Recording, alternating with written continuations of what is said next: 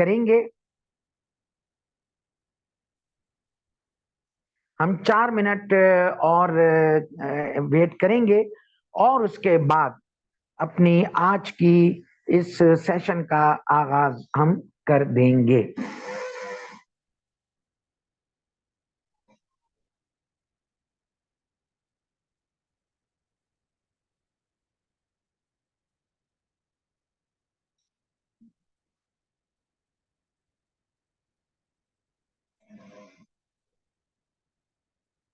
अच्छा, आप में से कितने लोग हैं जिनको ये पता है कि आज का गेस्ट कौन है?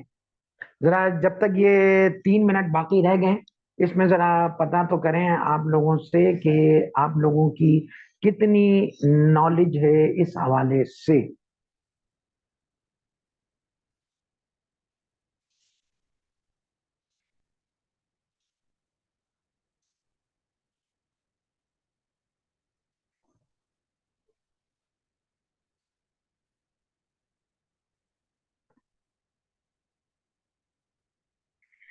अच्छा, गुड। बहुत सारे लोगों को पता है कि शाइमा जहीर आज की गेस्ट हैं, और बहुत सारे लोग ऐसे भी हैं जिनको ये नहीं पता कि आज का गेस्ट कौन है।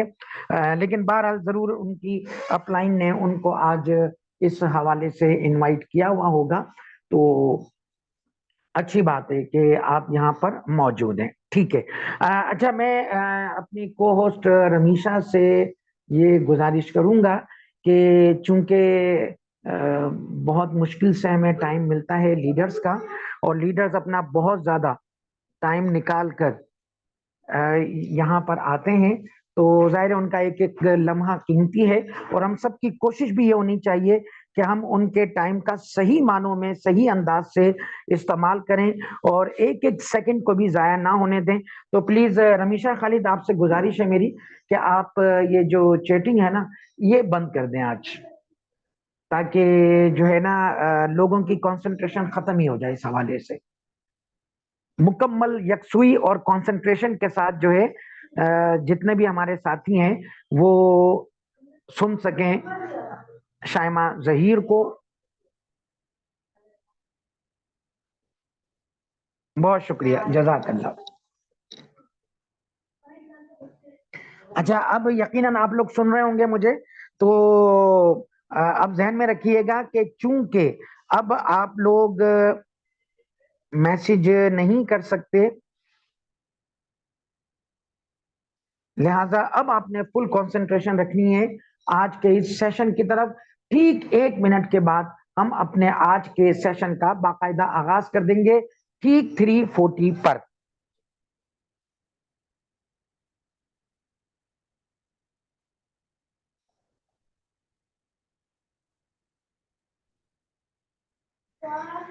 चलें जी, बिस्मिल्लाहिर्रहमानिर्रहीम, अस्सलाम वालेकुम। मेरा नाम गुलाम जिलानी रहमानी, और 5 अगस्त 2009 को मैंने ओरिफ्लेम ज्वाइन किया था। इस लिहाज से आप जितने भी लोग हैं, जाहिर है उन सब से मैं पुराना ही हुआ ओरिफ्लेम में। और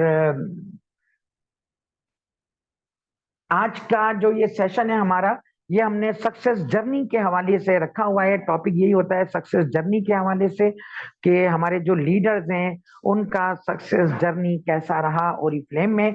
मतलब उसका ये होता है कि हम उन तमाम चीजों को, उन बेस्ट प्रैक्टिस को सीखें, अंडरस्टैंड करें जिन पर हमारे लीडर्स ने अमल किया, और उसके बाद जो है हम भी उस पर एग्जीक्यूशन करके अपने आप को कामयाबी की शाहराह पर डाल सकें।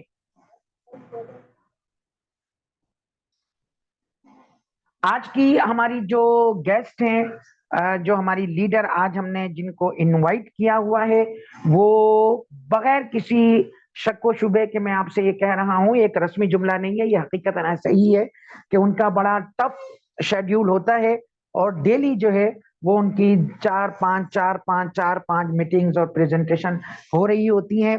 और सबसे ज्यादा मेरा ख्याल है जो फिजिकली मीटअप कराने वाली लीडर्स हैं, उनमें इनका शुमार होता है। और टीम में तो जाहिर है सारे लीडर हैं, एक से एक खूबी वाले लीडर मौजूद हैं इस वक्त अल्हम्दुलिल्लाह ओरिफ्लेम में। हर, जैसे कहते हैं ना कि फूलों का गुलदस्ता होता है, हर फूल की अलग खुशबू होती है। लेकिन हमारी ये जो लीडर है, इनकी खुसूसियत ये है कि इन्होंने जितनी भी कामयाबियां अभी तक हासिल की हैं, कोई तुक्के से हासिल नहीं की। ये बाकायदा पहले से उस कामयाबी को मेंशन करवाती थी, टारगेट को लिखवाती थी, बताती थी कि जी मैंने इस महीने का ये टारगेट बनाया है। और अभी तक तो मेरी जो ऑब्जर्वेशन है, तकरीबन 12-13 साल से इनका सफर है और फिल्म के साथ, तो मैंने यही देखा कि अल्हम्दुलिल्लाह इन्होंने हमेशा अपने टारगेट से कुछ ज्यादा ही करके दिखाया। तो इस वक्त मैं आपके और उनके दरमियान जो है वो हाइल नहीं होऊंगा। हमने उनको को होस्ट बना दिया था ताकि हमें इतना भी वेट ना करना पड़े कि हम उनका माइक ऑन करें या उनका कैमरा ऑन करें। तो मैं आप सबकी भरपूर दिल में भरपूर तालियों में दावत दे रहा हूं और flame cosmetics Pakistan private limited की टॉप 15 लीडर और हमारी टॉप अर्नर शाइमा जहीर। अस्सलाम वालेकुम।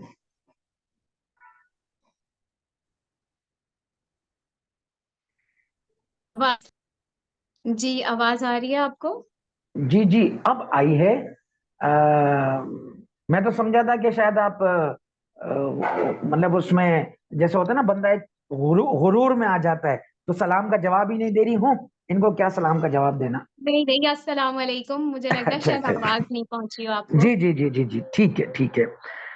चले जी, अव्वल तो खैर एक तो रस्मी तौर पर शुक्रिया अदा किया जाता है, लेकिन हम दिलो जान से अपने जितने भी हमारे इस वक्त पार्टिसिपेंट मौजूद हैं, जो जाहिर वक्त के साथ साथ इसमें और भी इजाफा होगा, उन सब की तरफ से दिल की गहराइयों से आपकी आमद पर आपका शुक्रिया अदा करते हैं कि आपने अपने कीमती औकात में से टाइम निकाला और हमारी दावत पर और अर्जेंट दावत पर आप हमारे साथ शामिल हैं।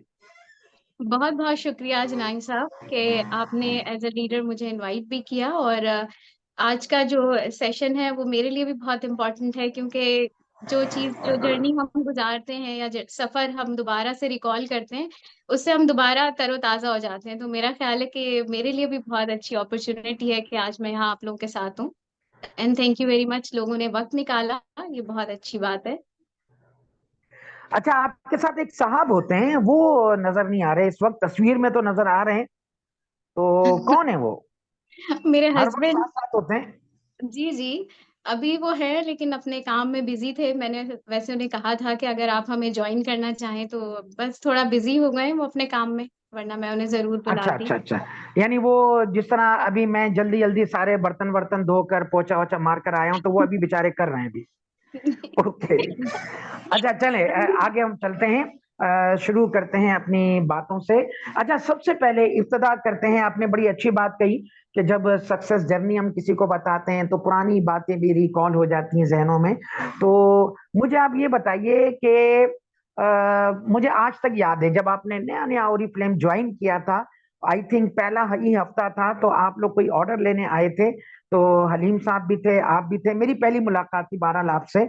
और उस वक्त आपको तारुफ करवाया गया था कि भाई ये आपकी अपलाइन है, जिलानी साहब हैं, तो आप उस टाइम मुझसे मिली थी और आपने अपना थोड़ा सा तारुफ कराया था कि जी ऐसा है वैसा है। लेकिन उसमें आपने एक बात भी मुझसे कही थी, और आपने ये अल्फाज कहे थे मुझसे कि जिलानी साहब, ये ओरिफ्लेम का काम जो है ना, ये बहुत मुश्किल है, मुझसे नहीं हो सकेगा, इसलिए कि इसमें तो हर महीने पॉइंट जीरो हो जाते हैं। जब पॉइंट हर महीने जीरो हो जाते हैं तो हम आगे कैसे बढ़ेंगे? तो याद है मैंने आपको एक जुमला कहा था कि शायमा, आज की डेट अपने पास लिख लें, आज से ठीक 6 महीने बाद फिर मैं आपसे पूछूंगा, आपका यही सवाल मैं आपसे करूंगा, और यकीनन फिर आपको उस वक्त अपने इस सवाल पर हंसी आ रही होगी। तो कुछ याद है ये वाकया? जी हाँ, याद है। आई थिंक मेरी ज्वाइनिंग को दूसरा महीना था या शायद थर्ड मंथ था। और जीरो होने की बात तभी पता चलती है ना, एक दो महीने गुजरते हैं तो हम जीरो पे आते हैं हर महीने। तो मुझे वो लग रहा था बड़ा मुश्किल है, और इसीलिए फिर मैंने आपसे पहला सवाल, शायद बातों ही बातों में सबसे जो अपना मसला था वो पहला वो यही डिस्कस किया था कि हम हर दफा जीरो हो जाते हैं। तो कैसे हम काम करेंगे और हम 10,000 पॉइंट कैसे बनाएंगे जब हम हर महीने जीरो हो जाते हैं। तो बाकी आपने जो कहा था उसमें बहुत हकीकत भी है, सच्चाई भी है। वो यही कि जब हम टीम वर्क करते हैं तो हम जीरो नहीं होते। और 6 महीने बाद ऐसा था कि मैं शायद जीरो मतलब पहले दिन जीरो ही नहीं होती थी। जैसी एप्लीकेशन ऑन होती थी, मंथ की फर्स्ट डेट होती थी और मेरे 300 पॉइंट, 600 पॉइंट या 1000 पॉइंट शो हो रहे होते थे, तो मैं जीरो फिर हुई नहीं। और अभी भी आज 12 साल हो गए माशाल्लाह। पहले ही दिन, अब तो पहले मतलब 10,000 हुए हुए होते हैं, इसलिए मुझे अब बहुत ज्यादा हंसी आती है कि बहुत बचकाना सवाल था लेकिन बहुत इंपॉर्टेंट सवाल था। उसकी वजह से कई लोग ऑरिफ्लेम छोड़ देते हैं और मुझ जैसे कुछ लोग ऑरिफ्लेम में जुड़े रहते हैं।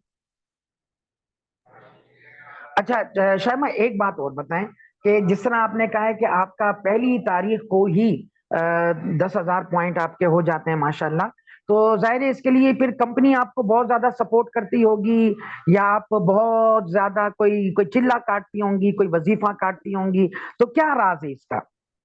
इसका राज है टीम बनाना। मैं टीम वर्क पे ही बिलीव करती हूँ शुरू से। मैंने सेलिंग से ज्यादा टीम वर्क पे काम किया है। तो टीम वर्क एक तरह से आपको स्ट्रांग बनाती है। आप लाइकली माइंडेड लोगों के साथ होते हैं तो कतरा कतरा मिलके दरिया बनता है। तो सब आप समझें कि हमें इनवाइट करते रहना चाहिए, टीम बिल्ड करती रहनी चाहिए। कभी ना कोई अपना ऑर्डर प्लेस करता है। मेरी एक सोच थी जब मैंने ज्वाइन किया था कि मुझे मेरे स्पॉन्सर से शहीद अहमद ने ये बताया था कि आप ना अभी बस लोगों को जोड़ती रहें। कुछ लोग होंगे जो 100 पॉइंट करेंगे, कुछ लोग होंगे जो सिर्फ 5 पॉइंट करेंगे या 3 पॉइंट का सोप लिया करेंगे। लेकिन एक वक्त आएगा कि जब आपके नेटवर्क में हजारों लोग होंगे और वो सिर्फ 20 पॉइंट भी करेंगे, आपके हंसते खेलते जो है ना 10,000 हो जाएंगे। तो मैं इस बात को बहुत ज्यादा सोचती थी कि यार इतनी ज्यादा टीम हो जाए कि मुझे बीपीस की टेंशन ना हो। और फिर ट्रेनिंग्स ली तो उससे भी यही अंदाजा हुआ कि टीम वर्क बहुत जरूरी है अगर आपको बीपीस की टेंशन नहीं लेनी। इसमें आपकी भी एक बात है जो मुझे हर वक्त याद रहती है कि जब मैंने आपसे मतलब मैं पहले तो बहुत रोती धोती थी, आपको भी याद होगा कि मैं हर बात पे मतलब मेरा रोना धोना होता था कि ये नहीं हो रहा, वो नहीं हो रहा। तो मैं कहती थी मेरे बीपीस नहीं हो रहे, मेरी टीम काम नहीं कर रही। तो फिर आप मुझसे कहते थे देखो बीपीस की टेंशन अगर तुमने खत्म करनी है, ट्रेनर बन जाओ। और मैं अपनी टीम में अपने स्पॉन्सर के बाद फर्स्ट वही मतलब ट्रेनर हूँ अपनी टीम में, कि मैंने फौरी तौर पे ट्रेनर बनने का फैसला किया। जबकि उस वक्त मैं 9% पर न्यूली अभी आई थी। अभी हमारे 9%er जो है वो बहुत डर रहे होते हैं, घबरा रहे होते हैं, लेकिन बहुत से ऐसे हैं जो ट्रेनिंग्स डिलीवर कर रहे हैं, क्योंकि हर कोई एक जैसा नहीं होता। बट मैंने ये डिसीजन लिया था कि ट्रेनर बन जाऊं, और वाकई जब मैं ट्रेनर बनी तो बीपीस की टेंशन ही खत्म हो गई। क्योंकि जब हम नॉलेज देते हैं तो लोग उस नॉलेज पे जाहिर है अपना अमल करते हैं। प्रोडक्ट की नॉलेज मैंने अपनी स्ट्रांग की और बीपीस फिर आना शुरू हो गया। अब तो ये है कि जो प्रोडक्ट मैं कह दूं कि ये बहुत जबरदस्त है, जो मैं यूज करती हूँ और रिजल्ट आता है, वो प्रोडक्ट आउट ऑफ स्टॉक हो जाती है। अच्छा, अभी आपने जैसे बात की ना शैमा के आपने ट्रेनिंग ली और आप प्रेजेंटर बन गई, ट्रेनर बन गई, और आपने टीम जनरेशन पर काम किया। देखिए उसकी एक बहुत बड़ी वजह ये हो सकती है ना कि जाहिर है आपके तो बच्चे वगैरह भी नहीं हैं, हस्बैंड ने भी आपको पूरी तरह आजादी दी हुई है, आपसे कोई घर का काम नहीं कराते होंगे, और टोटल आपको इख्तियार दिया होगा कि भाई दिन रात आप ओरिफ्लेम करो, और जाहिर है बच्चों की भी कोई टेंशन नहीं। तो ये वजह भी तो है ना कि आपने आपके पास टाइम ही टाइम होता है ट्रेनिंग लेने का, काम करने का। नहीं, ये अगर हम बिल्कुल स्टार्ट की बात करें, जाहिर है 9% स्टार्टिंग ही लेवल है। मैं तीसरे महीने 9 पर आ गई थी। अगर मैं आपको अपना मेरी मेमोरी लॉस थी, वो तो बस एक तरह से जी रहे थे। लेकिन मेरा मकसद ये था कि मैं फिर कुछ कमा सकूं, तो मैंने बहुत ज्यादा इसको सीरियस लिया था कि मैं कोई जॉब नहीं करती थी। मैं ना ही रीसेलर थी। मेरे पास कोई एक्सपीरियंस नहीं था। मैं एक टोटल हाउसवाइफ जो कि 10 इयर्स से घर में ही थी। उसने जब ये स्टेप लेना हो तो घर पूरा मेरा मिसमैनेज रहता था। मुझे तो बहुत ज्यादा टेंशन ये होती थी, कभी खाना लेट हो गया, कभी बच्चों ने जो है वो ज्यादा घर में गंदगी फैला दी, मैंने नहीं देखी, या मैं फोन में लग गई तो कुछ और, खाना जल गया, चाय जल गई, मतलब मैंने बहुत चीजें खराब की घर में। और इसको मैनेज करने में मुझे डांटे भी पड़ी। इवन दो कि मेरी जो होते हैं ना मुमानियाँ, चच्चियाँ, ताइयाँ, अम्मी, ये सब लोगों की भी कॉल्स आती थी कि तुम छोड़ दो, तुम बच्चे देखो इतने छोटे छोटे हैं। तो तीनों मेरे थे। छोटा बेटा 3 इयर्स का था, बड़ी बेटी 9 इयर्स की और उससे छोटी वाली 8 इयर्स की। तो इन लोगों को मैं खुद अपने हाथ से खाना खिलाती थी, क्योंकि एक टोटल जो हाउसवाइफ होती है ना, वो बड़े नाज़ नखरे उठा रही होती है बच्चों के, वो समझती है कि वो खाना खा ही नहीं सकते अगर मैंने नहीं खिलाया। तो मेरी यही रूटीन थी कि मैं उन्हें अपने हाथ से खिलाती थी, लेकिन 3-4 महीने में किसी एक को नहीं खिला पाती थी, किसी एक से ज़्यादा अटैच नहीं हो पाती थी, ये सारे डिस्टर्बेंस हुए मुझे।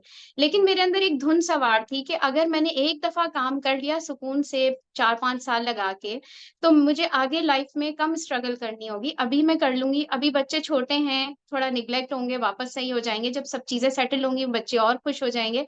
लेकिन फ़ोकस मैंने हटाया नहीं।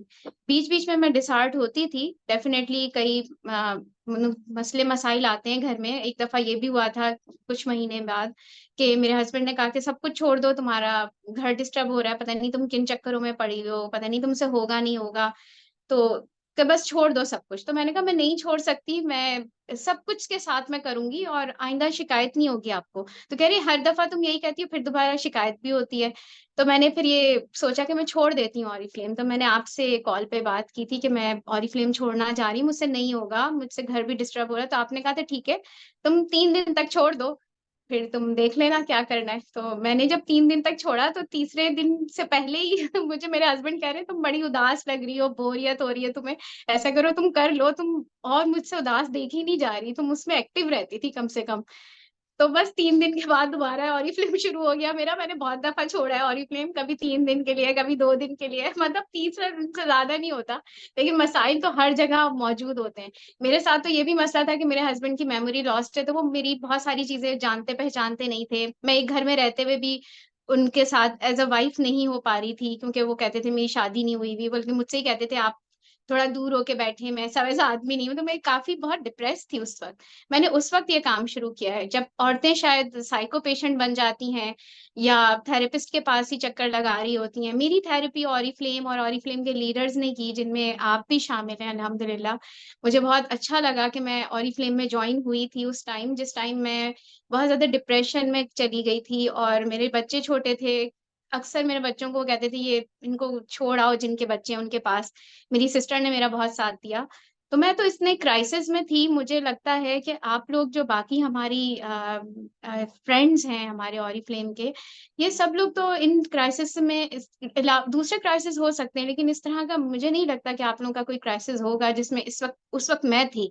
उस वक़्त औरत चाहती है कि भाग जाए, सब कुछ छोड़ दे, क्योंकि उसका हस्बैंड जो इतना चाहता है। मेरे हस्बैंड ने 22 साल हो गए माशाल्लाह हमारी शादी को, और मैं ये बात नहीं बताती हूँ, लेकिन चलें आज मैं इसलिए बता देती हूँ कि देखिए, केयरिंग लोग होते हैं दुनिया में। कई लोगों ने कभी सवाल किया होता है कि यार ऐसा शौहर तो ख्वाबों में मिलता होगा जो नाश्ता बना के देता होगा।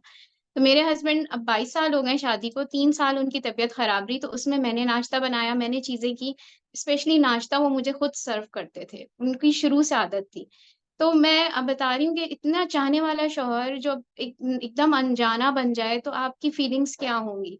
आप शायद ज़िंदा भी नहीं रहना चाह रहे होंगे। लेकिन मेरे भाई ने मुझे ऑरिफ्लेम जॉइन इसीलिए कराया कि बाजी आप बहुत ना परेशान होती हैं। मुझे आदमी और औरतों का मोहब्बत और लड़कियों की बातें या औरतों की बातें बुरी लगने लग गई थी कि मेरे हस्बैंड तो बहुत ख़्याल रखते हैं, या मेरे हस्बैंड ऐसे हैं, या हम वहाँ जा रहे हैं।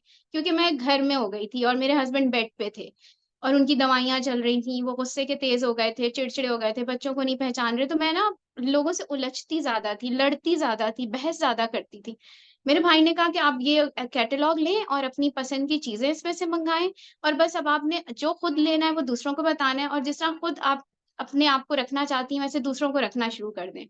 तो उसके बाद जो है मैंने ऑरिफ्लेम को जॉइन किया, तो मेरे लिए कोई चीज़ और नहीं थी मेरे पास। मेरे लिए ऑरिफ्लेम ऐसी चीज़ थी कि मरना भी इसी के साथ है, जीना भी इसी के साथ है, तो बस मैंने इसको इस तरह से लिया। मुझे लगता है कि अगर हम अपने काम से इसी तरह जीने-मरने की तक मोहब्बत करते हैं, तो फिर अल्लाह ताला आपकी मदद करता है और आप अपने साथ लोगों को जोड़ना शुरू करते हैं, तो आपकी कामयाबी डबल, ट्रिपल होने लगती है। और अक्सर मैंने यहाँ देखा है कि लोग अपनी कामयाबी में, अपने काम में, अपने बिज़नेस में लोगों को शरीक नहीं करते। ऑरिफ्लेम में बिज़नेस आपको शरीक करने से ही कामयाबी मिलती है। मैं ऐसी ही ख़वातीन को ढूँढना शुरू किया जो मेरी तरह डिप्रेस परेशान हैं, कुछ करना चाहती हैं, अच्छी वेल ऑफ हैं, लेकिन उनका सोशल सर्कल नहीं है। क्योंकि मैं वेल ऑफ होते हुए भी जो है फिर तन्हा हो गई थी। मेरे पास हर चीज थी, लेकिन हस्बैंड की वजह से मैं बहुत ज्यादा डिप्रेस हो गई थी। तो मैंने सोचा कि हम दोस्तें बनाएं, ऐसी जरूरी नहीं है कि एक औरत को मर्द की जरूरत होती है फ्रेंडशिप में। मैंने अपनी इतनी दोस्तें अब बना ली थी कि शुरू के 6-7 महीने में, कि मेरा नेटवर्क बहुत जल्दी से ग्रो हुआ, और मैं बहुत ज्यादा किटी पार्टीज रखती थी। मेरा इस पे ईमान है कि रिस्क जो है वो आने वाला जो है, जो आपके घर आता है वो लेकर आता है, उसका तकरीबन कहते हैं कि 14-15 दिन पहले से आपके घर में उसका रिस्क आ चुका होता है। तो मैंने इतनी किटी पार्टीज की, भले मेरे पास जेब से पैसे लग रहे हों, मुझे मांगने पड़ रहे हों, मगर मैं थोड़ा सा रिफ्रेशमेंट रख के अपनी टेस्ट एंड ट्राई की मीटिंग जरूर रखती थी। उसी दौरान भी मेरी टीम वर्क में इजाफा हुआ, और मैं आपको भी अगर याद हो कि मैंने 6 मंथ के अंदर, आपने मुझे टारगेट दिया था कि आपको शायद, आपने मुझे कहा था सीनियर मैनेजर बनना, तो मैं आपको जो है इंटरनेशनल ट्रिप अवेल करवाऊंगा, जो कंपनी से हमें गोल्ड कॉन्फ्रेंस के मिलते हैं। तो आपने कहा था मैं एक टिकट अपने गेस्ट को दूंगा जो 6 मंथ में सीनियर मैनेजर बनेगा। मैंने उस पे भी इतना ज्यादा वर्क किया। मैंने अपना क्राइटेरिया सुना नहीं, मैंने अपने स्पॉन्सर का सुन लिया। उनका था कि उनको डायरेक्टर बनना है और 300 रिक्रूट्स लेकर आने टीम में, और मैंने वो क्राइटेरिया खुद पूरा कर लिया, जबकि मेरा सीनियर मैनेजर का था, और वो भी नहीं था कि कितने रिक्रूट लाने। मैंने 300 रिक्रूट से ज्यादा रिक्रूटमेंट की विद इन 6 मंथ, और मैं आज तक नहीं भूलती कि मैं कितनी क्रेजी थी। नहीं, यहाँ पर मैं सिर्फ आपका जुमला सही कर दूं। आपने कहा था ना कि मैं आज भी याद करती हूँ इस बात को कि मैं कितनी क्रेजी थी। तो ये थी का लफ्ज शायद काबिल एतराज है, ये अभी भी है। ठीक अभी है। भी हूँ, हाँ। वजह उसकी है कि देखें, आपको भी याद होगा मेरी ट्रेनिंग में हमेशा ये जुमला इस्तेमाल होता था कि ओरिफ्लेम वही कर सकता है जो पागल हो, नॉर्मल आदमी ओरिफ्लेम नहीं कर सकता। तो जितने भी हमारे एग्जैक्टली। इस वक्त मौजूद हैं साथी, उन्होंने यकीनन इस चीज को फील किया होगा कि नॉर्मली होता यह है कि जो लोग हमें बड़ा हंसता मुस्कुराता हुआ नजर आ रहे होते हैं, खुश नजर आ रहे होते हैं, तो जरूरी नहीं होता कि वो अंदर से भी उतना ही मामला हो। और फिर जब हम किसी कामयाब शख्स को देखते हैं तो हमारे जहन में यही तस्वुर आता है कि इसको तो कोई परेशानी हुई नहीं होगी। तो लेकिन अब आपने थोड़ी सी चंद बातें सुनी, उसी से आपको झलक नजर आ गई होगी। जाहिर है, हमें तो खैर इत्तेफाक है, बड़ी लंबी लंबी बातें सुनी हैं, पूरी तफसील पता है, तो हमें पता है कि कितनी पेनफुल ये स्टोरी है।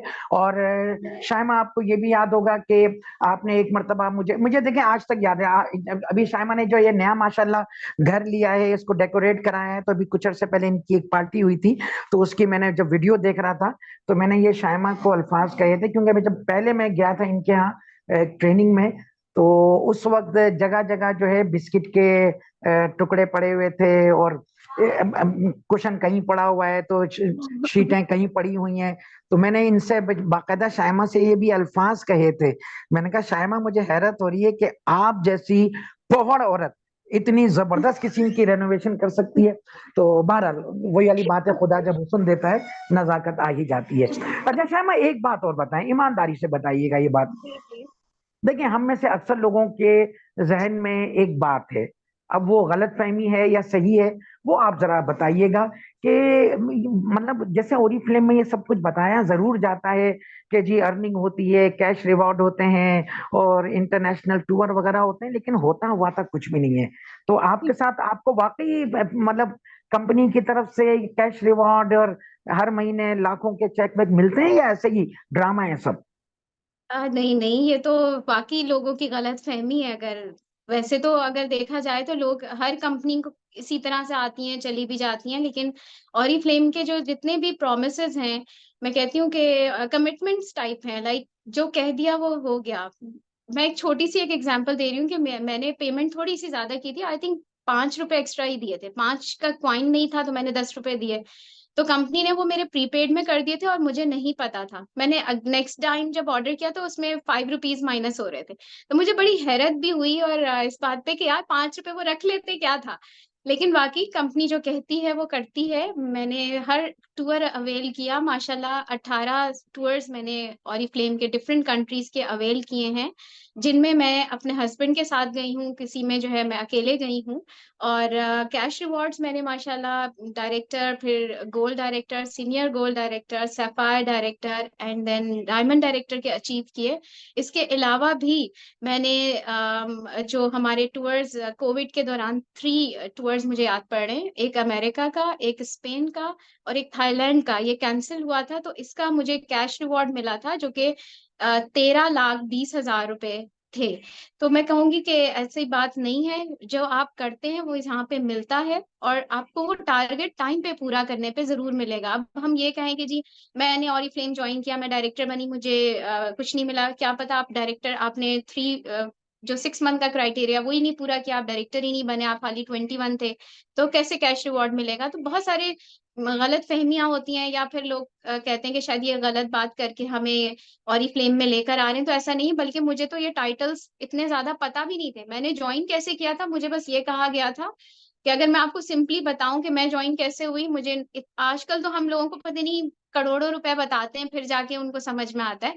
मुझे करोड़ों क्या, हजारों लाखों कुछ नहीं पता था। मुझे मेरे भाई ने कहा था कि बाजी यहाँ पर आप अपनी लाइफ में आप अर्न करना चाहती हैं, आप इजिली घर से रह के अर्न कर सकती हैं। इसके अलावा आप अपनी यहाँ से पैसिव इनकम जनरेट कर सकती हैं। आप लोगों को भी गाइड करें, वो भी आपके साथ इनकम करेंगे, मल्टीप्लाई होगी इनकम आपकी, आप ज्वाइन कर लें। तो मैंने कहा अरे भाई इतना मेरे पास टाइम नहीं है, ये देखो बच्चे देखने हैं, मेरे हस्बैंड की तबीयत ठीक नहीं है, तो मैं सिर्फ यहाँ से अपनी जरूरत की चीज ले सकती हूँ।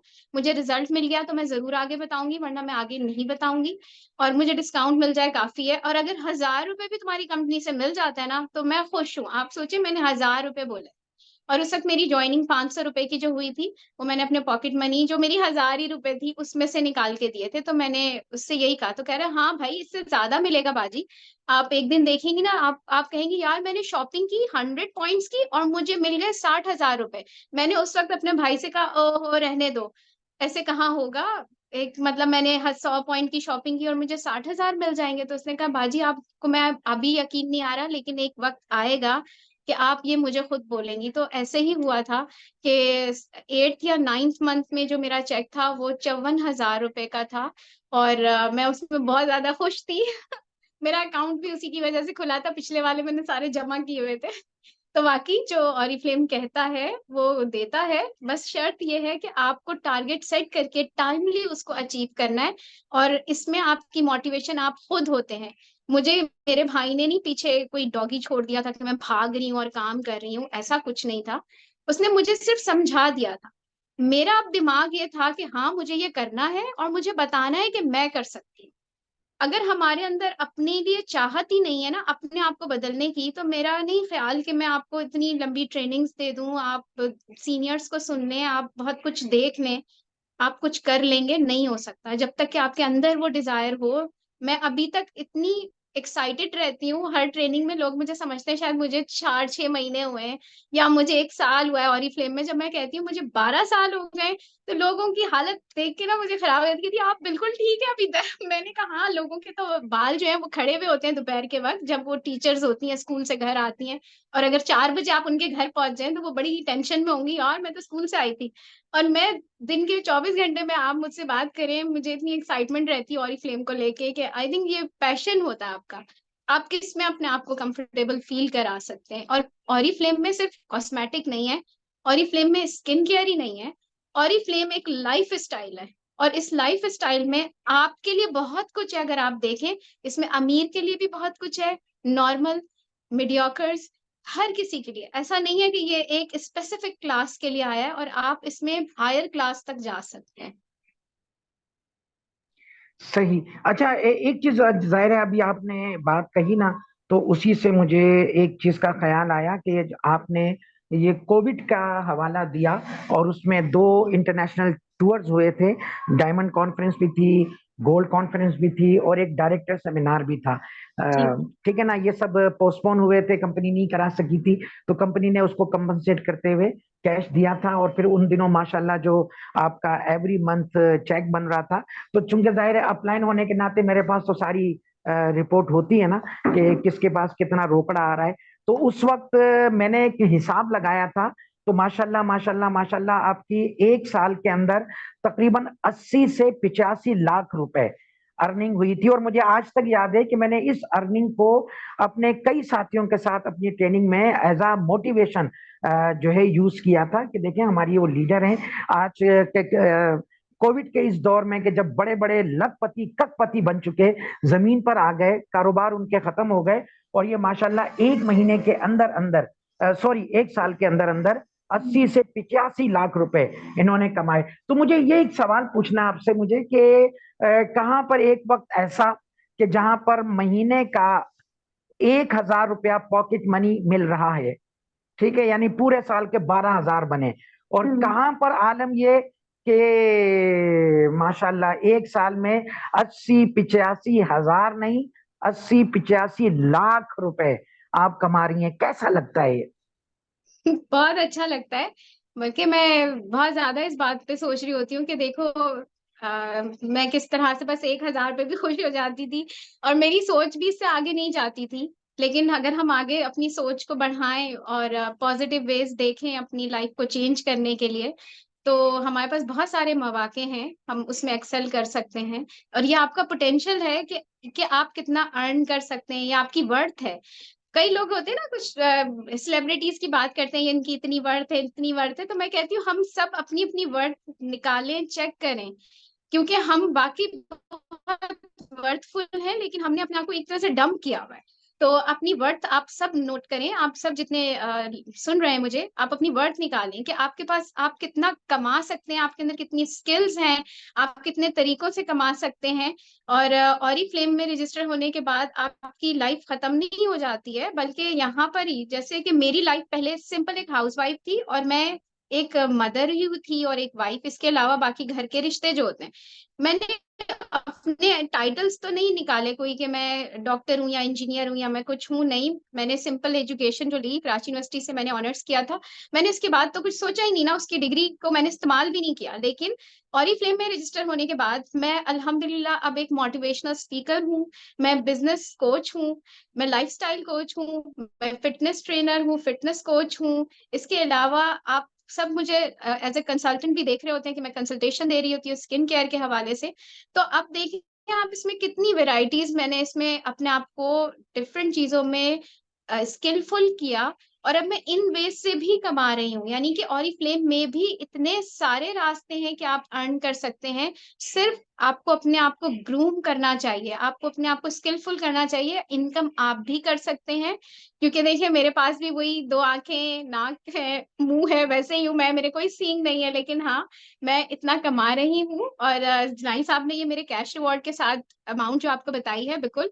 लेकिन वैसे मैं अगर बताऊं तो मैंने कोविड के दौरान जब एक मंथ की मैं इनकम बता रही हूँ कि कोविड भी था और मेरी इनकम 6,50,000 इस तरह से आ रही थी, जिसकी वजह से जो है मेरे हस्बैंड बहुत ज्यादा इम्प्रेस हुए और उन्होंने उस वक्त जो है वो ये बात बहुत ज्यादा शिद्दत से इजहार किया कि शैमा अच्छा हुआ कि तुम इसमें लगी रही, डटी रही। क्योंकि अब्दुल हलीम ने मुझे बहुत कोशिश की थी कि मैं छोड़ दूं, क्योंकि उस वक्त आपको पता है जब हमारी इनकम जो है वो 5,000 8,000 आ रही हो या 30,000 भी आए, आदमी को इतनी अट्रैक्टिव नहीं लगती, क्योंकि उसको लगता है कि इससे ज्यादा तो करेगी नहीं, थके रही है ज्यादा। तो वो मुझे थोड़ा सा डिस्टर्ब कर देते थे और कभी ये भी कह देते आज तुम कहीं नहीं जाओगी। तो मैं इतना डर के छुप के मैं खामोशी से निकलती थी और बच्चों से कहती थी बाबा को अभी नहीं बताना, मैं घर आ जाऊं फिर करना। क्योंकि वहां होती थी 25-30 औरतें, यहाँ मैं अकेली, और मैं अकेली उन सबको जो है गाइड करने के बजाय मैं छोड़ दूं तो मुझे लगता था मैं उनका लॉस कर दूंगी। अब्दुल हलीम तो मुझे मिले हुए ही रहेंगे, ये तो मुझसे नहीं भाग रहे कहीं, ना ये मुझे छोड़ सकते। तो ये तो मुझे पता था ये खराब नहीं होगा मामला, वहां खराब हो जाएगा, तो मैं वहां चली आती थी। वहां से जब मैं घर आती थी तो फिर मैं बड़ी माफिया मांग लेती थी और मैं कहती थी कि अच्छा अब नहीं जाऊंगी, क्योंकि वो कमिटमेंट थी मेरी। बट इससे मुझे ये रियलाइज होता है कि हम बहुत कुछ कर सकते हैं अगर हम अपने आप से कमिटेड हों। तो ये वर्थ है आप लोगों की कि आप कितनी अच्छे सिंसियरिटी के साथ उस काम पे फोकस्ड होते हैं। इसीलिए मेरी जब इनकम उस वक्त इतनी नहीं थी तो ये डांटे मैं सुनती थी। उसमें एक बात मैं आपको बता रही हूँ कि मेरे हस्बैंड ने कहा था या मैं या ऑरिफ्लेम, क्योंकि मैं ऑरिफ्लेम नहीं छोड़ रही थी। तो मैंने कहा आप दोनों, मतलब मैं आपको भी नहीं छोड़ सकती, ऑरिफ्लेम को भी नहीं छोड़ सकती। तो उन्होंने दूसरी बार कहा कि शहीमा मुझे सही से बताओ, मैं या ऑरिफ्लेम? मैंने कहा दोनों। उन्होंने कहा मैं तीसरी दफा पूछ रहा हूँ, सच सच बताओ कौन, मैं या ऑरिफ्लेम? तब मैंने कहा ऑरिफ्लेम। मैंने कहा क्या होगा ज्यादा, वो मुझे छोड़ेंगे क्या? वो तो छोड़ नहीं सकते क्योंकि अब्दुल हलीम कभी छोड़ ही नहीं सकते। तो मैंने कहा मैं ऑरिफ्लेम नहीं छोड़ सकती, ऑरिफ्लेम ही फर्स्ट नंबर पे। तो उस पे वो इतना अजीब तब गए थे। और उसके बाद अगले दिन उन्होंने फिर मुझसे कभी इसको नहीं छेड़ा, उन्होंने कहा इसमें तो ये मुझे भी नहीं रख रही साथ। फिर वो सही हो गए, नॉर्मलाइज हो गए। और फिर मुझे पहले लग रहा था शायद मैं बोल दूंगी तो पता नहीं घर टूट जाएगा। तो ऐसी चीजें भी होती हैं लाइफ में। मैंने स्ट्रेंथ को अपनी इस्तेमाल किया कि मैं कर सकती हूँ। तो फिर उन्होंने 3 दिन बाद कहा ठीक है, अगर तुम 1 लाख क्रॉस कर लेती हो या 2 लाख, तो तुम इसे कंटिन्यू करना। मैंने कहा ठीक है, आप मुझे बस 3 साल दे दें या 4 साल, मैं ना 1 लाख को क्रॉस कर लूंगी। तो उस पे कहने लगे कि तुम कर ही ना लो। और आप बिलीव करें, 1.25 साल बाद ही मेरा जो चेक था वो 1 लाख रुपए को क्रॉस कर गया था माशाल्लाह। और फिर मैंने अपने हस्बैंड से कहा कि अब बताएं मैं छोड़ दूं? कहने लगे नहीं नहीं करो सही से। फिर उन्होंने मुझे ऑफिस भी बना के दिया था गुलशन में। तो ये मेरी एक बहुत अच्छी वो स्टोरी है कि जिसमें हम खुद से एफर्ट तो करें ना। आप हस्बैंड को बताएं तो सही आपकी स्ट्रेंथ क्या है और प्यार मोहब्बत से क्या नहीं हो सकता। मैं तो कहती हूँ औरतें जो हैं वो बहुत सारे काम करवा लेती हैं अपने हस्बैंड से। तो वो उनसे उनका अच्छा रिलेशन होता है। ऐसा नहीं है कि हम नहीं करा सकते। बहुत कम लोग होते हैं जिनके हस्बैंड बहुत ज्यादा गुस्से वाले और डरावने हो, बट मेरा ख्याल है ऐसे सबके साथ नहीं है। सही। अच्छा, आप ये बताएं, अभी आपने बताया कि आपको 1 लाख रुपए तक पहुंचने के लिए तकरीबन 1.25 साल लग गया था। अच्छा, हम आजकल जो देखते हैं तो रुझान ये है या तस्वुर ये किया जाता है कि शायद ओरिफ्लेम में हम ज्वाइन करेंगे और अगले ही महीने से हमारी आमदनी 1 लाख, 1.5 लाख, 2 लाख रुपए तक पहुंच जाएगी। तो क्या ऐसा पॉसिबल है ओरिफ्लेम में कि मैं ओरिफ्लेम को ज्वाइन करूं आज और अगले महीने से ही मेरी आमदनी 1 लाख, 1.5 लाख रुपए तक पहुंच जाए? वैसे क्या नहीं हो सकता, मैं तो ये सोच रही थी कि मेरी टीम में एक है मेंबर, उन्होंने 90,000 का चेक 7वें महीने में उठा लिया था। इट मीन्स के कर सकते हैं हम। और मैंने जहाँ 1.25 साल लगा के 1 लाख किया, तो उन्होंने तो मेरी ट्रेनिंग से 7वें महीने 90,000 पे पहुंच गई। तो इट मीन्स के ये भी मुमकिन है अगर नहीं, हम सही एक्सक्यूज से मी, टारगेट ओरिएंटेड हो। क्योंकि basic excuse me, excuse me Shaima, वो तो 7वें महीने में जी पहुंची ना जी जी जी। 90,000 तक। मैं तो ये चाहता हूं कि अगले महीने हाँ। पहुंचूं। अब आप मुझे बताएं अच्छा कि ये अच्छा। पॉसिबल नहीं है? अगले महीने तो देखिए, अगले महीने में इतना तो बता सकती हूँ कि जो हमारे नेटवर्क में लोगों ने अर्न किया 30,000 और 20,000, वजह यह है कि उन्होंने ज्वाइन किया और उन्होंने टीम बना ली उतनी ही ज्यादा, और उन्होंने सेलिंग भी रखी। लेकिन हाँ, ये 100% हर एक के साथ नहीं होता। इसके अंदर आपको पहले ट्रेनिंग्स लेनी है, प्रॉपर समझना है कि किस लेवल पे कितनी आमदनी होगी, हमें उस लेवल पे किस तरह से पहुंचना है। अगर उस लेवल पे हमें 50 लोगों की जरूरत है तो हमें 100 लोग लेकर आने, ताकि 50 लोग कुछ उनमें से ऑर्डर डालें। तो ये चीज तो है कि एकदम से ऐसा कुछ नहीं है। हाँ, पूरी प्लानिंग के साथ अगर आप कर रहे हैं तो होता है। मुझे एक खातून ने जिन्होंने ज्वाइन किया था, उन्होंने मुझे कोई 3 महीने से मुझसे पूछती नहीं कि ये करना है वो करना है, उन्होंने पीछे बैक में काम किया ऐसा कि वो आई और उन्होंने 35,000 कमाए थे। वजह यह है कि उन्होंने 3 महीने उसको समझा सुना। या तो वो ज्वाइन करके 3 महीने समझती और सुनती, उन्होंने ज्वाइन किए बगैर ही सब कुछ मुझसे सुना, क्योंकि वो मेरी क्लोज रिलेशनशिप में भी थी। इस वजह से मैंने उन्हें सारा बगैर ज्वाइनिंग के भी गाइड करती रही। तो बताने का मकसद ये है कि अगर आप बताए हुए टारगेट्स पर टाइमली अटेम्प्ट करते हैं तो आप वही इनकम मिलती, बल्कि मैं कहती हूँ उससे ज्यादा मिलती है। क्योंकि मेरा चेक जब बताया जाता था कि आप इतने कर लेंगी तो आपको 35,000 मिलेंगे, तो मुझे 45,000 या 48,000 का चेक वसूल होता था। वजह ये थी कि कंपनी थोड़ा सा मिनिमम ही बता रही होती कि आप इस टारगेट तक जाएंगे, तो थोड़ा सा सर्कमस्टांसेस देखते हुए कि मिनिमम कितना आप कर लेंगे। यहाँ पे तो आप मैक्सिमम भी ले सकते हैं। जैसे कि डायरेक्टर बनने के बाद लोग यहाँ पर 60,000 या 55,000 कमा रहे थे, उस वक्त मैं जो हूँ वो 1.25 लाख से ऊपर कमा रही थी। इसी तरह गोल्ड डायरेक्टर पे लोग जो है वो मुश्किल से 1.5 लाख कमा रहे थे, मेरा हमेशा 2.25 लाख बनता था। तो ये डिपेंड करता है कि आप किस तरह से अपने नेटवर्क को लेकर चल रहे हैं, आपने कितना एक्सपैंड किया हुआ है। मैं अपनी ज्वाइनिंग्स जो है वो मैक्सिमम रखती थी, ताकि मैक्सिमम लोग जो है रिक्रूटमेंट में आए और मुझे मैक्सिमम जो है वो कमीशन जनरेट हो। तो बात यही है कि अगर हम थीम समझ लें ना, ऑरिफ्लेम किस पैटर्न पे चल रहा है, इसका जो सक्सेस प्लान है, तो फिर आप बहुत जल्द ही अपने टारगेट को हिट कर सकते हैं। जहां अगर आप 1 साल में 1 लाख कमाने के लिए पहुंचे, आप 6 महीने में भी उस टारगेट को हिट कर सकते हैं। सिर्फ वजह जो समझने वाली है वो यही है कि कंसिस्टेंट और टारगेट ओरिएंटेड ट्रेनिंग आपने जो ली है उसे इम्प्लीमेंट करने वाले हो। खाली सुनना तो नॉर्मली हर कोई सुन लेता है, करना असल चीज। अच्छा रमीशा, ऐसा है कि सॉरी शायमा, आप कह रही हैं कि ट्रेनिंग लें और उनको उसको एग्जीक्यूट करें, लेकिन इशू ये है कि मेरे तो 10-12 बच्चे हैं, मुझे उनको भी देखना होता है, हस्बैंड भी हैं उनको भी देखना होता है, खाने भी पकाने होते हैं। अच्छा, मसला ये है कि मैं चाह बहुत रही हूँ कुछ करना, मतलब मेरी ड्रीम बड़े बड़े हैं, लेकिन मेरे पास टाइम नहीं है काम करने का, मेरे पास टाइम नहीं है ट्रेनिंग लेने का।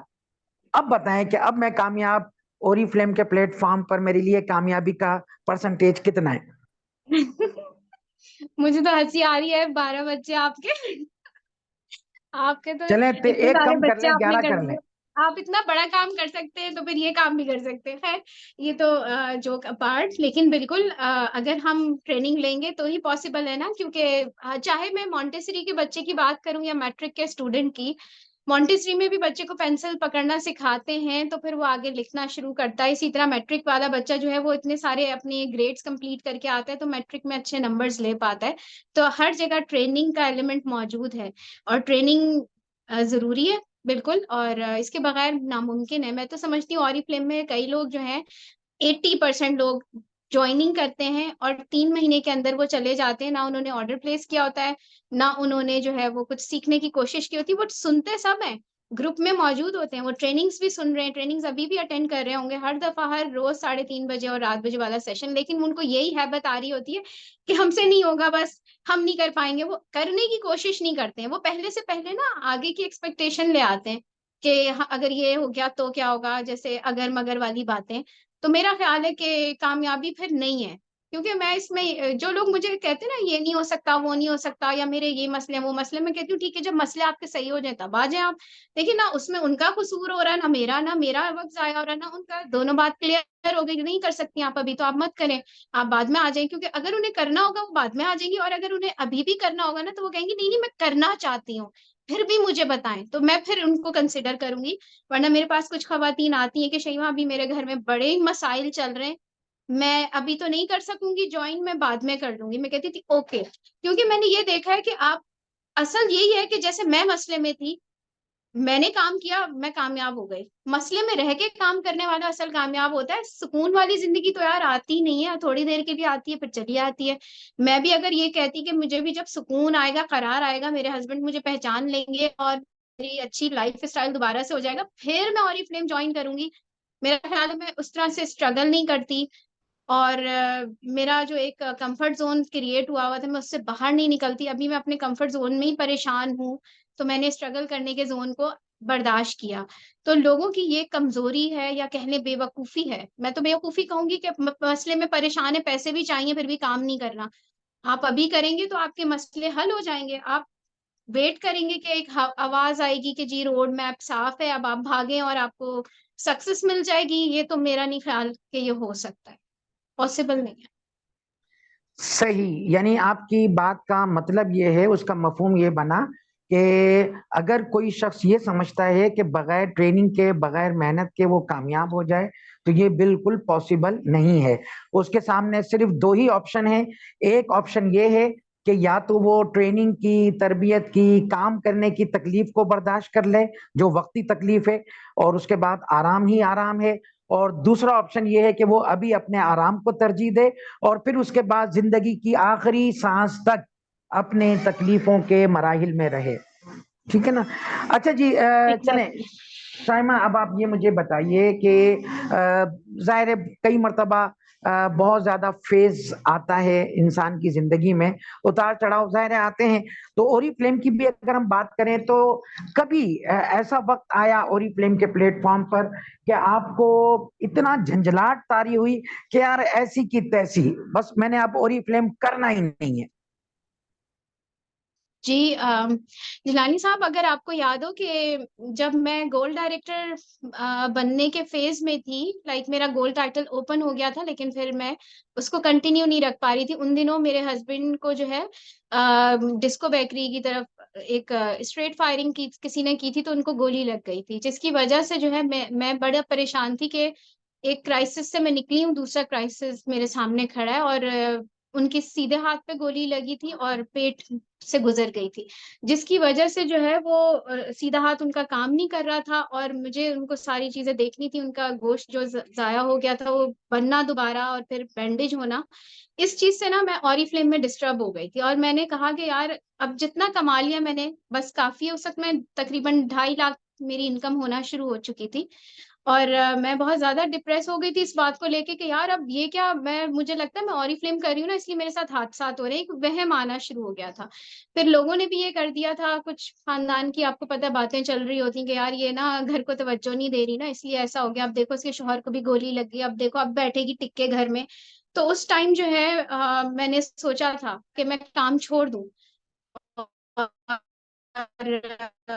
और मैंने अपनी बहन से भी बात की थी कि सलवा मुझे ये हो रहा है, ऐसा करो मेरा कोट तुम ले लो। मतलब मैंने उसे बाकायदा ये कहा था मेरा कोट तुम ले लो, क्योंकि मुझे तो ये चीजें थी पता नहीं थी क्या होता है क्या नहीं। मगर मैंने कहा मैं नहीं कर रही, मेरे कोट पे तुम 200 पॉइंट करके ना 2 लाख का चेक उठा लिया करो, काम भी कर लो, मेरी टीम काम तो कर ही रही है, मगर मैं छोड़ रही हूँ। तो उसने कहा बाजी क्या हो गया आपको, ऐसे कैसे कह रही हैं आप, और ये जिस वक्त इस तरह का हादसा हुआ है इस वक्त तो आपको अभी पैसों की भी जरूरत है, आप काम कर सकती हैं। तो मैंने तो खैर बहुत ज्यादा मैं फेडअप हो गई थी, काम छोड़ने के लिए बैठ गई थी। और जिस दिन मेरी प्लान, क्योंकि आपको पता है मेरी ट्रेनिंग्स जो है 1 मंथ पहले प्लान हो जाती हैं, और ओएम्स वगैरह यानी कि होम मीटअप्स। तो एक मीटिंग थी जो कि मेरे घर से सिर्फ 20 मिनट्स ड्राइव पे थी, और मुझे वहां 1 घंटे के लिए जाना था। और उस टाइम अब्दुल हलीम को मैं छोड़ नहीं सकती थी, और वो कमिटमेंट थी, वहां पर काफी खवातीन आने वाली थी। तो मेरी एक ब्रांड पार्टनर है उमेर बाबूरूस, और काशिफ भाई उनके हस्बैंड, वो दोनों मुझे स्पेशली लेने आए। और उन्होंने कहा कि आप उन्होंने कहा मैम आप जाएं, मैं हलीम भाई के साथ रुकता हूँ। तो उनके हस्बैंड मेरे हस्बैंड के पास रुके, और मैं और उमेर बाबरूस मैं गाड़ी ड्राइव करके गई और मैंने प्रेजेंटेशन दी। मैं उस वक्त अंदर से बिल्कुल टूटी हुई थी, क्योंकि गोली को सिर्फ 3 दिन हुए थे गोली लगे हुए। और मैं ऊपर से स्माइल देकर उनसे बात कर रही थी। और वहां मुझे याद है कि तकरीबन 35 के करीब खवातीन थी, जिनमें से हमें ऑन द स्पॉट 20 रजिस्ट्रेशन मिली। और उमेर बाब उरूज बहुत एक्साइटेड थी, वो मुझे लेकर गई और फिर मुझे मतलब हौसला दिया कि नहीं आप चलें, कुछ नहीं होगा, मेरे हस्बैंड आपके पास बैठते हैं, उनके मतलब मेरे हस्बैंड के पास बैठेंगे और 1 घंटे में हम आ जाएंगे। जब तक मैं घर आई हूँ 1.5 घंटे के अंदर अंदर, आप बिलीव करें उस दौरान मेरी फैमिली के कुछ लोग आ गए थे जो कि ददियाली रिश्तेदार हैं। उन्होंने कहा हाँ शईमा इस हालत में आपको छोड़ के चली गई। तो अब्दुल हलीम ने बहुत उसमें कहा कि नहीं नहीं वो बस अभी ही गई हैं, आ जाएंगी, और मेरे पास तो ये काशिफ बैठे हैं ना, और मैं अभी ठीक हूँ, बैंडेज वगैरह चेंज हो गई, बस वो मिलने भी उसी टाइम आ गए। तो ये भी मेरे मशहूर हो गया था खानदान में कि शहीमा तो अपने शौहर का बिल्कुल ख्याल नहीं रखती, अपने काम में लगी रहती है। तो बहरहाल बताना ये था आपको कि ये वक्त आया था जिस वक्त मैं इस बात के बाद तो मैंने कहा कि अब मैं काम ही छोड़ रही हूँ, क्योंकि लोग बहुत बातें बना रहे हैं। फिर मैंने अपने आप से ही सवाल किया, और वो बड़ा भयानक सवाल था। वो मैं अक्सर डिस्कस करती हूँ कि हम अपने आप को ना कोई खतरनाक सवाल से नहीं जज करते, हम हमेशा अपने आप को ख्वाबों में रखते हैं। तो मैंने उस वक्त अपने आप से ये सवाल किया कि शईमा खुदा ना खास्ता कुछ हो जाता अब्दुल हलीम को, अल्लाह ना करे, तुम क्या करती? तुम्हारे पास अभी ये काम था तो तुम इसको ही लेके आगे बढ़ती, और अगर खुदा ना खास्ता तुम दोनों को कुछ हो जाता तो बच्चों के पास क्या होता? अगर एटीएम में पैसे ना होते तो वो बच्चे भी किसी के ऊपर बोझ बन जाते। इसी तरह अगर तुम सोचो कि तुम नहीं होती तो फिर क्या होता? अभी जो तुम हो अल्लाह का शुक्र है, तो तुम कितना आगे अपने बच्चों को ले जा सकती हो, उनके फ्यूचर को कितना स्ट्रांग कर सकती हो। तो तुम लोगों की बातों में क्यों आ रही हो? उसके बाद मैंने पूरा 1 घंटा अपने आप पर इतना सोचा सोचा, जैसे जिसे हम मेडिटेशन कहते हैं। मैंने अपने आप से अपनी बातें की और अपने आप को उस सिनेरियो में डाला, खुदा ना खास्ता डेथ की सूरत में क्या हो रहा होगा, खुदा ना खास्ता मेरी डेथ की सूरत में क्या हो रहा, खुदा ना खास्ता हम दोनों की डेथ में क्या हो रहा होगा। तो मैंने यही फैसला किया कि लोग काम नहीं आते, आपका रखा हुआ पैसा जो आपने बनाया है वो बच्चों के काम आएगा, और वो बच्चे ज्यादा बाइज्जत तरीके से किसी और के साथ भी रह सकते हैं कि उनके पास पैसा होगा। और अच्छी फैमिलीज वाले रखते हैं, लेकिन अगर कुछ भी ना हो तो बहुत परेशानी वाली बात है। तो मैंने उसी टाइम पर डिसीजन लिया था कि नहीं मैं नहीं छोड़ूंगी, मैं अपना पैशन अपना टारगेट अपनी चीजें करती रहूंगी, लोग चाहे कुछ भी कहें। तो बस फिर मैंने अपने आप को वापस बकअप किया और मैंने अपना गोल्ड टाइटल क्लोज किया। और मुझे याद है स्टेज पे जब हम गए थे तो अब्दुल हलीम के हाथ में प्लास्टर लगा हुआ था और उन्होंने मेरे साथ 2 लाख रुपीज का जो कैश रिवॉर्ड है, आई थिंक 1.5 का होता था उस वक्त गोल्ड डायरेक्टर पे, तो वो रिसीव किया। और मुझे बहुत ज्यादा खुशी थी कि मेरी बहन ने भी मुझे बकअप किया, मेरे भाई ने और आप लीडर्स ने, क्योंकि उस वक्त हमारे मेंटोर में आप ही थे और हमारी टीमों में तो सब जूनियर्स थे, हमें बकअप करने वाला भी कोई नहीं होता था ऐसे। लेकिन बहुत शुक्रिया कि आप लोगों ने मेरा साथ दिया और मुझे समझाया। मैं कई बार गिरी और असल कामयाबी बार बार गिरने के बाद दोबारा खड़े होने में है, ना कि ये कामयाबी है कि मैं गिरी नहीं, कभी नहीं।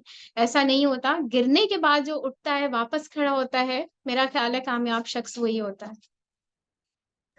चलें, जबरदस्त आपने ये बात कही कि गिरना जो है ना, ये तो जाहिर है जिंदगी का एक हिस्सा है, लेकिन गिरने के बाद उठकर खड़े हो जाना, ये होता है बहादुरी वाली बात। और इस पर मुझे मोहम्मद अली किले, जो मशहूर बॉक्सर हैं, लीजेंड बॉक्सर हैं, उनका एक स्टेटमेंट याद आ गया। वो एक दफा एक फाइट हुई थी, उसमें वो पंच खाकर नीचे गिरे थे, और वो सेकंड के लिए गिरे थे, और जिस तरह कोई स्प्रिंग ऊपर उछलता है, बिल्कुल इस तरह वो ऊपर उछले थे, और उन्होंने एक पंच मारकर वो फाइट खत्म करवा दी थी। तो वो उनसे पूछा गया था कि ये बताइए कि जब आप नीचे गिरे थे तो आपकी कैफियत क्या थी, क्योंकि वो उनका एक रिकॉर्ड था, वो ज्यादातर नॉकआउट करते थे। तो उन्होंने कहा कि जब मैं नीचे गिरा तो फौरन मेरे दिल में ख्याल आया था कि अली, क्या तेरी जगह ये है, एक विनर की जगह ये होती है। तो बहरहाल ये इसमें बहुत बड़ा एक सबक है। अच्छा, आपसे माशाल्लाह बातें इतनी जबरदस्त हुई कि टाइम की कमी का हमें अब शिद्दत से एहसास हो रहा है। टाइम कब 1 घंटा हो गया पता ही नहीं चला। अब आप मुझे सिर्फ आखिर में ये बता दें कि आप हमारे इतने सारे साथी हैं, क्या उनको मशवरा देंगी कामयाबी के हवाले से? जिलानी साहब, जैसे लोगों का एक सवाल होता है ना कि लोग मेंबर नहीं बन रहे, या प्रोडक्ट्स महंगी हैं, या हमसे काम नहीं हो रहा, बहुत सारे बातें होती हैं, या हमारे सोसाइटी में ऐसे लोग नहीं हैं, या हमारे इर्द गिर्द लोग नहीं हैं। तो ऐसी जो भी बात हो रही है मेरे साथ, अब 12 साल हो गए, मैं अभी तक फेस कर रही हूँ। ऐसा नहीं है कि ये चीज मेरे लिए पीस ऑफ केक है और मैं इसे कर रही हूँ और ये हो रहा है। मैंने बस जितनी लर्निंग की है उसको इम्प्लीमेंट करती रही। स्टार्टिंग में भी हमें यही बताया जाता है कि आप रिलेशनशिप बिल्ड करें, उसके बाद आपने मेंबरशिप पे लेकर आना होता है। और हम क्या करते हैं गलती, हम पहले ही सेल करते हैं या पहले ही मेंबरशिप रिकमेंड करते हैं। इन दो चीजों से हमें यही नुकसान होता है कि सामने वाला हमें शट अप कॉल टाइप दे देता है, या हमें ब्लॉक कर देता है, या फिर हम उनसे दोबारा मिलते हैं तो वो कहता है यार इसके अलावा बात करना। क्योंकि ये गलतियां मैंने भी की हैं, तो मैं चाहूंगी कि आप लोग ये गलतियां ना करें, क्योंकि हम अगर अक्लमंद हैं तो किसी की गलतियों से सीख कर उससे सबक ले सकते हैं, और अगर हम बेवकूफ हैं हम फिर यही गलतियां रिपीटेडली करते रहेंगे। तो मैं आप लोगों को यही एक मैसेज देना चाहूंगी कि अपने लिए सबसे पहले आप खुद स्किलफुल हो, चाहे आपको 1 से 2 महीने लगे, लेकिन आप ट्रेनिंग्स लेने के बाद उसको समझें, उसको अप्लाई करें अपने ऊपर। जब तक इम्प्लीमेंट नहीं करेंगे आपको ऑरिफ्लेम करना नहीं आएगा। अगर हम ये समझते हैं ना कि हम अपने खानदान में बहुत ज्यादा होशियार हैं, या फैमिली के बहुत होशियार पर्सन हैं, या हम बहुत ज्यादा दिलेर हैं, या हम बहुत सारे काम कर लेते हैं मिनटों में और ऑरिफ्लेम यूं कर लेंगे, तो मैं कहूंगी नहीं कर सकते आप। क्योंकि मैं होशियार थी ना, मैं इतनी ज्यादा फास्ट थी। मैं एक बिल्कुल सादा घरेलू, मुझसे बच्चे नहीं संभाले जाते थे, इवन दो कि मैं खाना नहीं पका पाती थी। मैं ऐसी खातून होकर भी मैंने अगर ट्रेनिंग ली और मैंने सीखा है, तो आप लोग इतने ज़हीन हैं तो सीखकर आप लोग मुझसे ज्यादा बेहतर तरीके से काम कर सकते हैं। आपने रिलेशनशिप बिल्डिंग और अपनी पर्सनालिटी को बिल्ड करने पे बहुत काम करना है। हम अपनी ना पर्सनालिटी को बिल्ड नहीं कर रहे होते हैं, हम अपनी जो मेंटल हेल्थ है उसका ख्याल ही नहीं रख रहे होते हैं, हम मेंटली डिसअपॉइंटेड रहते हैं और अगले को हम कुछ ऑफर दे रहे हैं, नहीं होगा। बिल्कुल उसी तरह के आप खुद ऑरिफ्लेम को नहीं समझे हुए और आप किसी को समझा रहे हैं। आप अगर मैट्रिक क्लास को पढ़ाएंगे तो आपको कम से कम भी मास्टर्स होना जरूरी है अगर आप अच्छा पढ़ाना चाहते हैं। सेम इसी तरह आप अगर ऑरिफ्लेम किसी को समझा रहे हैं तो पहले कनेक्ट करें अपने लीडर से। अगर आप जूनियर हैं तो आप कनेक्ट करें अपने लीडर के साथ, क्योंकि अगर आपने कनेक्ट नहीं किया और आपने उससे बात की तो वो खत्म हो जाएगी कनेक्शन। कनेक्शन बिल्ड करके आपने दे दिया, अब आपके लीडर ने उसे समझा दिया, वो आप ही के पास ही आएगा, बिकॉज उसको बात सही समझ में आई है। ये गलती बिल्कुल मत करें कि खुद से सारी बात समझाएं, तो कोशिश करें कनेक्ट करवाएं। सेकंड चीज जो बहुत इंपॉर्टेंट है वो ये कि अपने अखलाक को हम बेहतर से बेहतर करते जाएं। मैं बहुत ज्यादा झुंझला होती थी कि मैं इसको समझा रही हूँ, उसने मेरा दिमाग जो है ना वो सुन कर दिया, मुझसे नहीं समझ पा रहा, और या ये बंदी मुझसे क्यों नहीं सीख रही। और मैं उलझती थी। मैंने एक दफा यही बात सर जिलानी से की। मैंने कहा जिलानी साहब, लोग मुझसे समझ नहीं रहे, मैं इतना समझा रही हूँ, बात ही नहीं समझते, और फिर कुछ को समझ आती है और कुछ को नहीं। तो जिलानी साहब ने कहा देखिए, आप सही से समझाएं, बगैर इरिटेट हुए समझाएं, तहम्मुल से समझाएं, जितना वो पूछ रहा है उतना बताएं, उसको तसल्ली बख्श जवाब आपसे चाहिए आप दें। फिर आगे दो चीजें होंगी, या तो वो शख्स ये समझेगा कि हाँ मुझे समझ आ गया, मैं काम कर लूं, या फिर वो ये समझ जाएगा कि ये मेरे मेरे काम, मतलब मैं इस काबिल नहीं हूं कि वो ये काम कर सकूं। तो ये दो चीजें होनी है, तीसरी चीज तो कुछ होना ही नहीं है। तो आप इतना परेशान ना हो, अगर आपसे कोई सवाल पूछता है उसे ठहर के तसल्ली बख्श जवाब दें। मैं हमेशा से उसके बाद से, यानी कि 1.5 साल बाद मुझे ये अकल तमीज आ गई थी। उससे पहले मैं बड़ा रूड भी हो जाती थी, जज्बाती हो जाती थी, या कह ले जल्दबाजी में बहुत ज्यादा कुछ कर जाती थी, तो नुकसान मेरा होता था। लेकिन जब मुझ में तहम्मुल आया, ट्रेनिंग्स का असर आया और मैंने इम्प्लीमेंट करना शुरू किया, तो मैंने ये देखा कि एक खातून मुझसे 3 दिन तक बात करती रही, और 3 दिन में उन्होंने 20-20, 25-25 मिनट के गैप से मुझे मैसेज किया, एंड आई रिप्लाइड हर। और वो मेरी बहुत अच्छी ब्रांड पार्टनर साबित हुई, क्योंकि मैंने उन्हें तसल्ली बख्श जवाब देती रही, 3 दिन तक देती रही। और हमारे यहाँ आज का एटीट्यूड ये है कि हमने 50 लोगों से बात करी, 50 लोगों को साइड में किया, फिर नए 50 से बात करी, एक ही दिन में हटाते जा रहे हैं, और उनको दोबारा सेव भी नहीं किया, ना कभी सोचा कि हम उनसे बात करें। तो मैं ऐसा नहीं करती हूँ। मैं टाइम देती हूँ जब तक के सामने वाला ये कहे कि हाँ मुझे समझ में आ गया, या हाँ मुझे अब नहीं करना, ये बहुत डिफरेंट है, मेरे लिए नहीं है, मगर मैं उसका साथ देती हूँ। तो ये दूसरी इंपॉर्टेंट बात थी कि आपने तसल्ली बख्श उसको जवाब देना है, और अपने अल्फाजों का चुनाव बहुत अच्छा करें। कभी भी हार्ड बात या हार्श वे में रिप्लाई करने की जरूरत नहीं है, वरना उनमें और आप में कोई फर्क नहीं रहेगा। क्योंकि देखिए, मैं भी हाउस वाइफ हूँ, मेरे सामने भी एक हाउस वाइफ है, वो मुझ पे जब ही ट्रस्ट करेगी जब मैं उसे प्रोफेशनली ग्रूम्ड हाउस वाइफ लगूंगी कि हाँ ये कामयाब हुई है, या एटलीस्ट ये जिस कंपनी से जुड़ी हैं, इनका अंदाज बेहतर है, इनका अंदाज मुझे अच्छा लग रहा है, मैं भी शायद ऐसी अच्छी सी बन सकती हूँ। तो ये बहुत इंपॉर्टेंट है कि आपका अंदाज, आपका अल्फाज का चुनाव और आपकी चीजें बहुत मुनासिब और अच्छी और महज़िब हो। तीसरी इंपॉर्टेंट चीज मैं आपसे ये कहूंगी कि ट्रेनिंग्स आप तमाम लें, ट्रेनिंग्स को सुने और समझें। असल चीज है इम्प्लीमेंट करना, और आज से और अभी से। क्योंकि ये बात मैं पहले बचपन में सुनती थी कि आज का काम कल पर मत डालें, और मैं तो डालती रहती थी क्योंकि उससे मुझे कभी नुकसान तो हुआ नहीं। जब हम प्रोफेशनल लाइफ में आते हैं, तो आज का काम कल पे डालने से बहुत ज्यादा नुकसान होता है बनिस्बत उस वाले नुकसान के जो घर में हो रहा हो। क्योंकि घर में क्या होता है, आपने कपड़े धोने थे, आपने नहीं धोए, लॉन्ड्री अगले दिन ज्यादा हो गई, आपने कहा कोई बात नहीं, कौन सा बड़ा काम हो गया। लेकिन जब आप प्रोफेशनल लाइफ में आते हैं, तो आपने अगर आज जिससे कांटेक्ट करना है ना, आपने नहीं किया, तो वो पेंडिंग में जाता जाएगा, और मे बी कि वो किसी और से रजिस्टर्ड हो जाए और आपसे दूर हो जाए। तो मैं सुबह उठ के अपने जितने भी लिस्ट, टू डू लिस्ट काम होते हैं, उसमें मैं फॉलो अप लेती हूँ। मैं बहुत इंपॉर्टेंट समझती हूँ किसी से फॉलो अप लेना। जो काम जब करना है तब ही करती हूँ।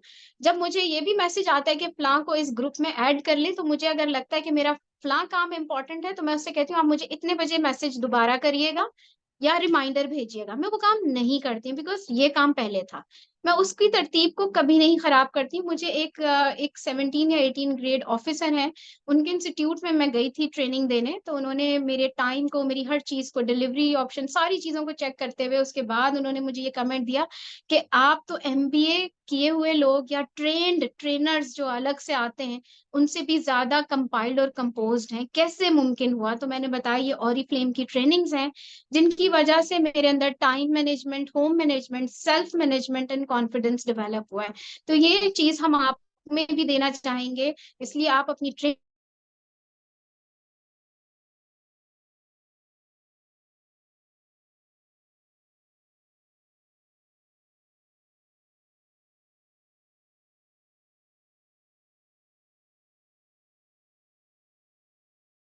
नहीं हूँ।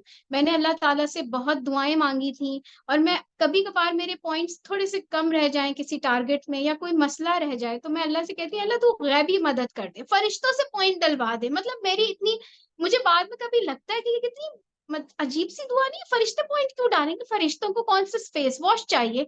लेकिन ये फरिश्ते जो है वो लोगों की सूरत में पॉइंट्स कर देते हैं। और ये मैं आपको इम्पोर्टेंट वो 4th पॉइंट बता रही हूँ कि अल्लाह से दुआ मांगा करें, वो बेनियाज है, वो आपको देगा। आप ट्रस्ट तो करके देखें। मैंने इन तमाम चीजों में अल्लाह पे ट्रस्ट करना सीखा है। वजह ये कि जब हम घर में अकेली जिंदगी गुजार रहे होते हैं ना, तो सब काम हो रहे होते हैं, वो हम देख रहे होते हैं। लेकिन जब मैं बाहर निकलना शुरू हुई तो अल्लाह पे छोड़ के जाती थी कि अल्लाह मेरे बच्चों की तू ही हिफाजत करना। मेरे से तो नहीं देखा जाएगा 1-2 घंटे के लिए, तो मैं नहीं होंगी, बट तेरे हवाले। इतने देर में जब हम आते हैं, बच्चे बिल्कुल ठीक होते हैं, लेकिन जब मैं और मेरी बहन हम लोग बातें कर रहे थे तो हम हमारे बच्चे आपस में कहीं टकराए और शीशा उन पे गिर गया। मैंने कहा शुक्र है सलमा हम लोग घर पे थे। अगर हम कहीं ट्रेनिंग में गए होते तो हमारी तो ओरिफ्लेम बंद हो जाता। वाक़ई ऐसा है कि हम सामने होते हुए भी हम ख़्याल नहीं रख पाते हैं, लेकिन अल्लाह की ज़ात, वो बचाती है, वो नवाज़ती है। तो माँगना शुरू करें अल्लाह ताला से, अपनी जो आप जायज़ ख़्वाहिशात माँगना चाहते हैं, आप माँगें। हर काम में आप दुआ करें। मैं अपनी प्रेज़ेंटेशन देने जाती हूँ, मैं 2 नफ़िल पढ़ के ये दुआ करती हूँ कि ए अल्लाह मेरी बातों में वो असर दे कि सामने वाले को बात समझ आ जाए।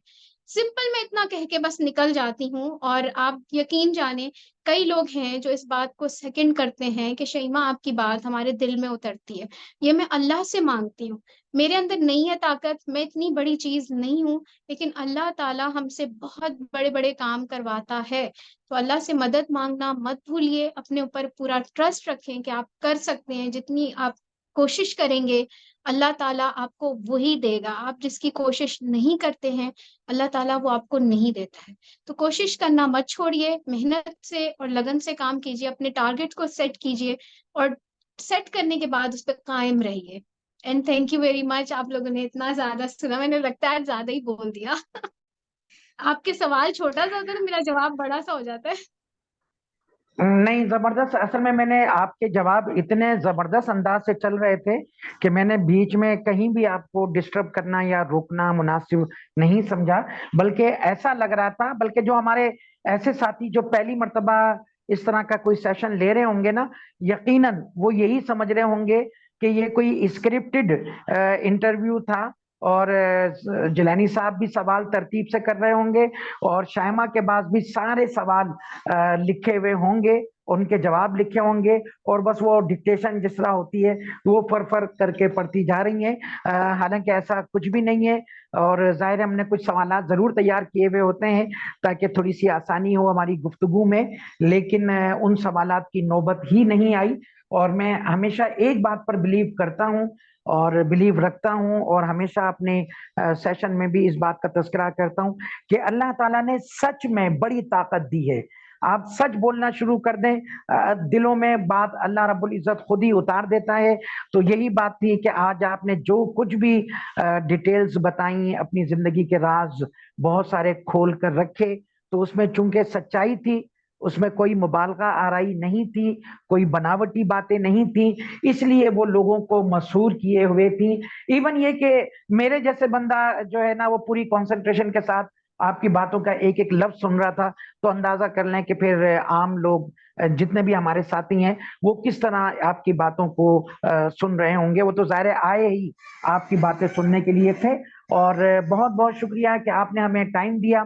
और यकीनन हमारे जितने भी साथी हैं उनको आज की इस गुफ्तगू से अंदाजा हो गया होगा कि वो जो एक बात कही जाती है ना कि हर कामयाब शख्स के पीछे, उसकी कामयाबी के पीछे एक दर्द भरी भरी दास्तान जरूर होती है। इसीलिए हमारे जो मेरे पीरो मुर्शिद थे वो अक्सर फरमाया करते थे कि किसी शख्स को जब तुम साहिब नेमत देखो, उसको देखो कि अल्लाह ताला ने उसको नेमतें दी हुई हैं, लाइक दौलत दी हुई है, गाड़ी दी हुई है, बड़ा घर दिया हुआ है, या रूहानी तौर पर कोई मकाम है, तो उससे हसद ना करो, इसलिए कि तुम उसकी आसाइशों को देख रहे हो, लेकिन किन तकालीफ के बदले में उसे वो आसाइशें मिली, तुमने उन तकालीफ को नहीं देखा।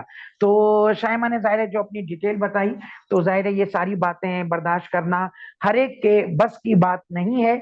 लेकिन वो जो अल्लाह रब्बुल इज्जत का इरशाद भी है कि ला युकल्लिफुल्लाहु नफ्सन इल्ला वुसअहा, कि अल्लाह रब्बुल इज्जत किसी भी शख्स को उसकी ताकत से बढ़कर तकलीफ नहीं देता।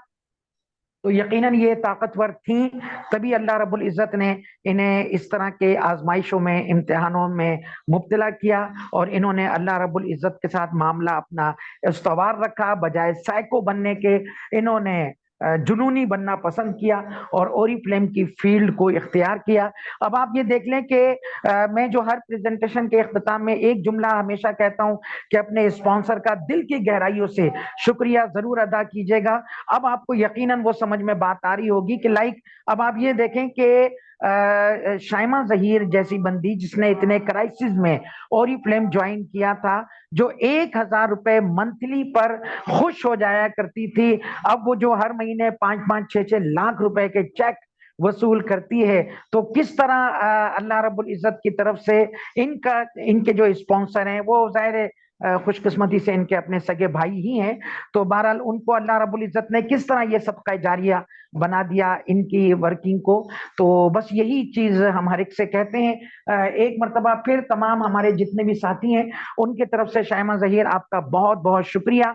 अभी तो जाहिर कहते हैं ना कि वक्त की कमी जाहिर दामनगीर हो गई, लेकिन इंशाअल्लाह ताला हम बहुत ही जल्द एक और सेशन भी जरूर करेंगे और एक मर्तबा फिर आपको तकलीफ देंगे कि आप फिर दोबारा हमारे साथ शामिल हो। और अभी जो बहुत सारे सवालात रह गए हैं जो अभी हम नहीं कर सके वक्त की कमी के बाइस, तो इंशाअल्लाह उन सवालात के हवाले से आपसे बात करेंगे।